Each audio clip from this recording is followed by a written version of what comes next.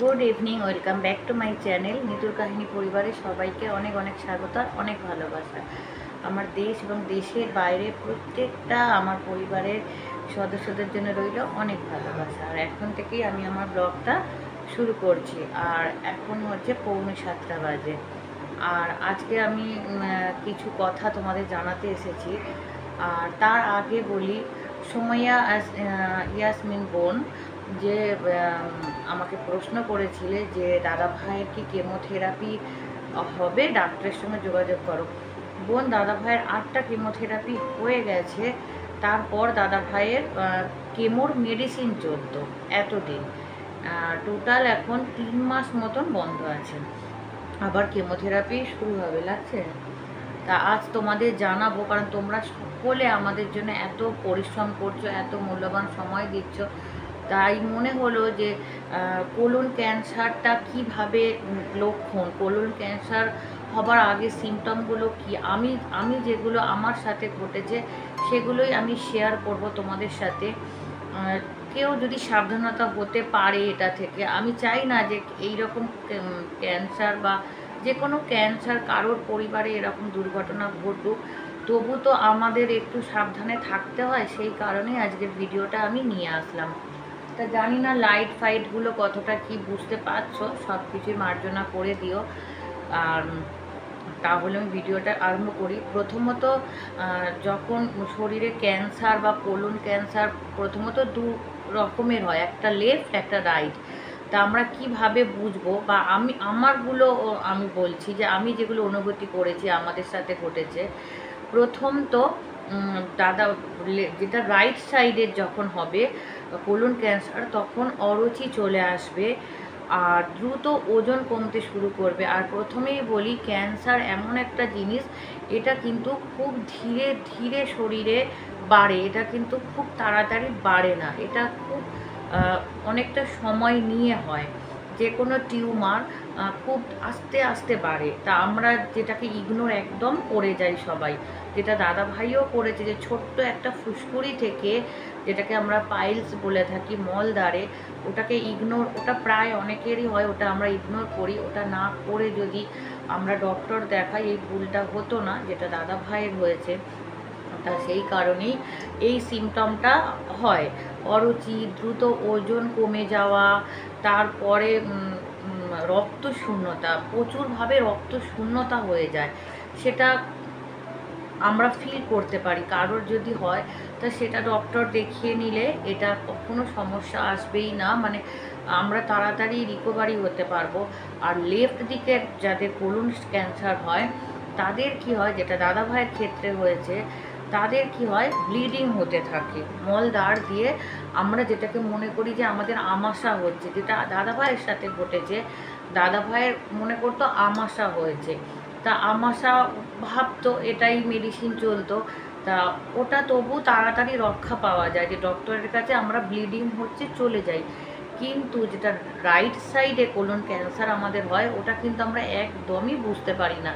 আমাদের ওজন কমে, আমরা অনেকে ডায়েট করি, আমাদের খেতে ভালো লাগছে না, এটা আমাদের হয়তো নাও লাগতে পারে, আমরা এটা বুঝতে একটু ভুল করে ফেলি। কিন্তু বাঁ দিকের কোলন ক্যান্সারটা আমরা কিন্তু চট করে ধরে ফেলি, যেটা দাদা ভাইয়ের ক্ষেত্রে হয়েছিল, যে প্রচুর পরিমাণে ব্লিডিং যেত। তা প্রথম দিকে আমরা মনে করেছিলাম যে এটা হচ্ছে আমাশা, সেই মতন দাদা ভাইয়ের ট্রিটমেন্ট চলেছে। পরে এটা জানা গেল যে মলদ্বারে টিউমার হয়েছে। তা টিউমারের চাকাটা অনেকটা বেড়ে যাওয়ার ফলে, তার জন্য দাদা ভাইয়ের এটা অপারেশন এই মুহূর্তে করা যাবে না, আর এটাকে কেমোর সাহায্যে কমানো হচ্ছে। পরে যদি ডক্টরেরা মনে করে অপারেশন করবে। তা এইভাবে আমরা কিন্তু আমাদের শরীরে কোনো প্রবলেম হলে কিন্তু ডাক্তার আমরা দেখিয়ে নিতে পারি। তা আমিও এইভাবেই বুঝেছিলাম। দাদা ভাইয়ের হয়েছিল, ব্লিডিং যেত, প্রচুর ব্লিডিং যেত, পুরো কোমর ভরে থাকতো ব্লিডিংয়ে, সেই দিনগুলোর কথা মনে করলেও ভয় লাগে। আর দাদা ভাইয়ের ওজন কমে গেছিলো, খেত না কিছুই, শুধু লাউ শুধু লাউ নুন আর হলুদ দিয়ে আমি সিদ্ধ করে দিতাম, ওটাই সারাদিন খেয়ে থাকতো, কোনো খাবার খেত না। আর দাদা ভাইয়ের অরুচি চলে এসেছিলো, আর গায়ের কালার কালো হয়ে গিয়েছিল। তা এই সিমটমগুলো কিন্তু আমি দাদা ভাইয়ের মধ্যে মানে আমার হাজব্যান্ডের মধ্যে দেখেছিলাম কোলন ক্যান্সারের। তার মধ্যে কিন্তু জ্বর হয়, গুমো গুমো জ্বর হয়, আর যখন কোলন ক্যান্সারটা বাড়াবাড়ির দিকে চলে যায় তখন কিন্তু যন্ত্রণা আরম্ভ হয়, যেটা দাদা ভাইয়ের ক্ষেত্রে হয়েছিল। অসহ্য যন্ত্রণা কারোর শরীরে হয়, কারোর পায়ে হয়, কারোর গাঁটে গাঁটে যন্ত্রণা হয়। তা দাদা ভাইয়ের দুটো পা অসহ্য যন্ত্রণা করতো। আর এইভাবেই তখনও একবার দুবার টয়লেট পটি বন্ধ হয়ে গিয়েছিল। তো এগুলো আমরা তখনও বুঝিনি। আর আরও একটা বলে দিই, যাদের ক্যান্সার শরীরের মধ্যে যদি চলে আসে, আমরা ব্লাড টেস্ট করি না, ব্লাড টেস্টেও ধরা পড়ে না, অনেক সময় ধরা পড়ে না। তা সেটা কিন্তু কোলোস্কপি হোক, ইন্ডোস্কপি হোক বা বায়োপসিতে গিয়ে ধরা পড়ে। তা সেই কারণে নিশ্চিন্ত আমরা হতে পারি না যে ব্লাড টেস্টে আসেনি, চলো আমাদের শরীরে কিছু নেই। আর এখন কার শরীরে কি আছে আমরা কেউ বলতে পারি না। তা সেই কারণে আমার মনে হলো যে এই ভিডিওটা আমি তোমাদের সামনে নিয়ে আসি, যে আমরা কোলন ক্যান্সার হোক বা কোনো ক্যান্সার আমি কিভাবে আমরা বুঝতে পারবো বা আমরা সাবধান হতে পারবো। তা আমার অভিজ্ঞতা থেকে আমার জীবনে যেগুলো ঘটেছে এই 1.5 বছরে তোমাদের সঙ্গে একটু শেয়ার করলাম। আর তোমরা যদি মনে করো যে জানি এই ভিডিওটা অনেকেই ভয় পাবে, কিন্তু ভয় পেয়ে দূরে সরে গেলে তো হবে না। এই জিনিসগুলো জানা থাকলে আমরা সাবধান হতে পারবো। তা তোমরা আমাদের দুজনের জন্য এতটা করছো, তা আমার মনে হলো যে এই ধরনের আনতেই পারি।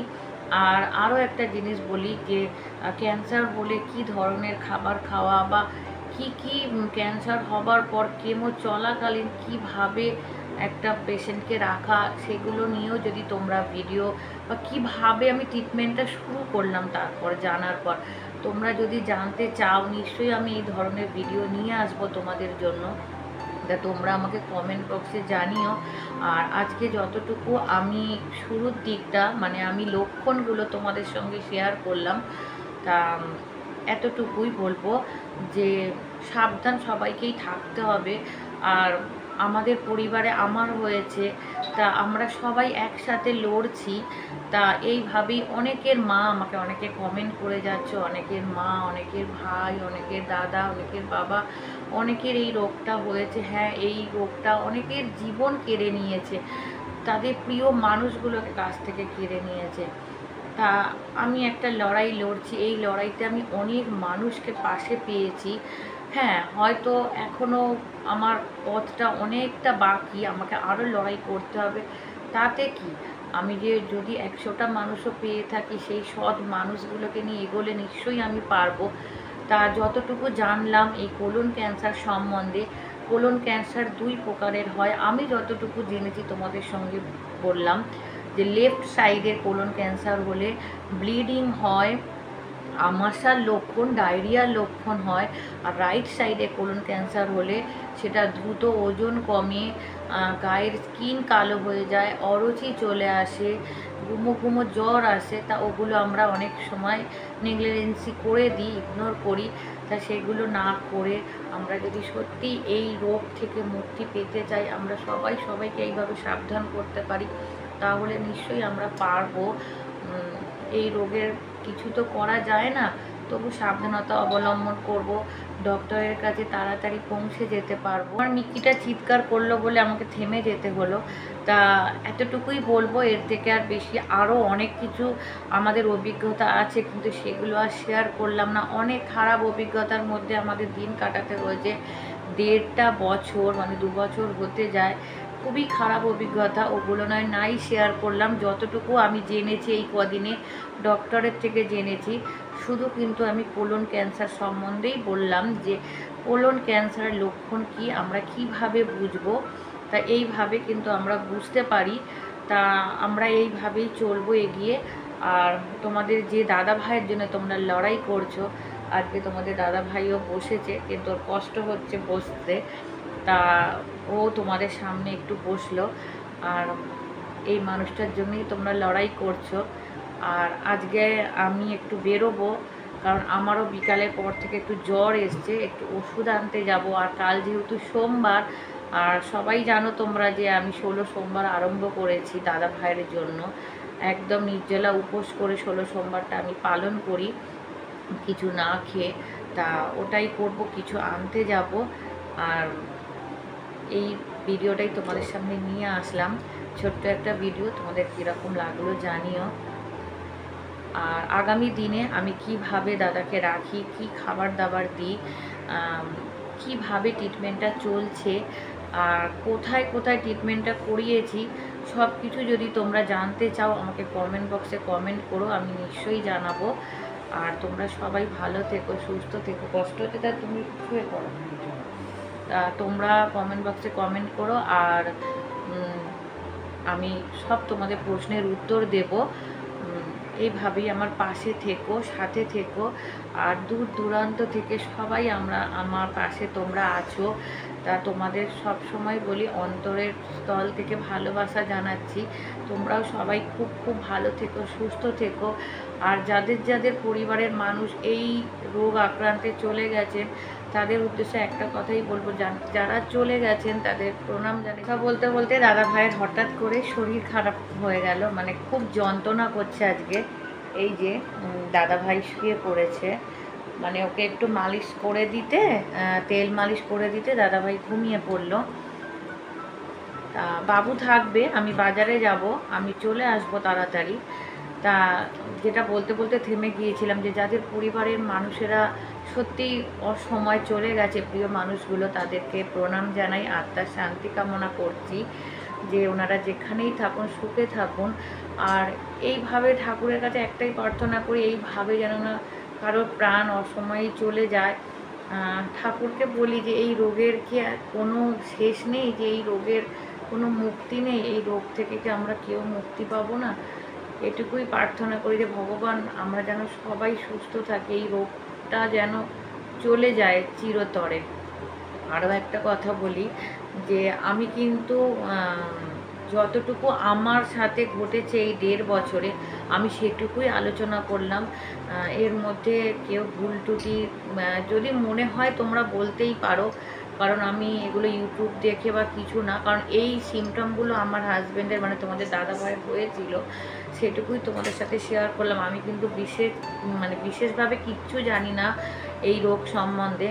মানে যেহেতু কোলন ক্যান্সার দাদা ভাইয়ের হয়েছে আর এই জিনিসগুলো আমাদের ফেস করতে হয়েছে, এগুলোই তোমাদের সামনে তুলে ধরলাম। আর আমি কিন্তু আর সত্যি বিশেষ কিছু জানি না। আর যেগুলোই দাদা ভাইয়ের কীভাবে পরবর্তী সময় ট্রিটমেন্ট চলেছে, কি করেছি, কি খাইয়েছি, সেগুলো যদি তোমরা জানতে চাও আমি আবারও বলছি শেয়ার করব। আর হ্যাঁ, আরেকটা জিনিস আমি ভুলে গেছিলাম, এই রোগটা হলে হিমোগ্লোবিনটা পুরো নেমে যায়, চেষ্টা করতে হয় যে আমি যেটা করি, যে হিমোগ্লোবিনটা বাড়া থাকলে তাহলে শরীরটা তবু একটু ঠিক থাকে। তার জন্যে কিন্তু আমি নিয়মিত কুলেখাড়া ব্যবহার করি। আমি যতটুকু জানি ততটুকুই তোমাদের সামনে নিয়ে আসলাম। আর তোমরা সবাই প্রার্থনা করো যে হ্যাঁ দাদাভাই যেন খুব তাড়াতাড়ি সুস্থ হয়ে ওঠে। হ্যাঁ, ট্রিটমেন্টটা চলুক আস্তে আস্তে, মানুষটা যেন সুস্থ হয়ে ওঠে। আর সবাই চলো খুব খুব ভালো থেকো, সুস্থ থেকো, সাবধানে থেকো। আর এইভাবেই যেন আমরা সবাই সবার পাশে থাকতে পারি, একটা সুন্দর মিষ্টি পরিবারের মতন। টাটা।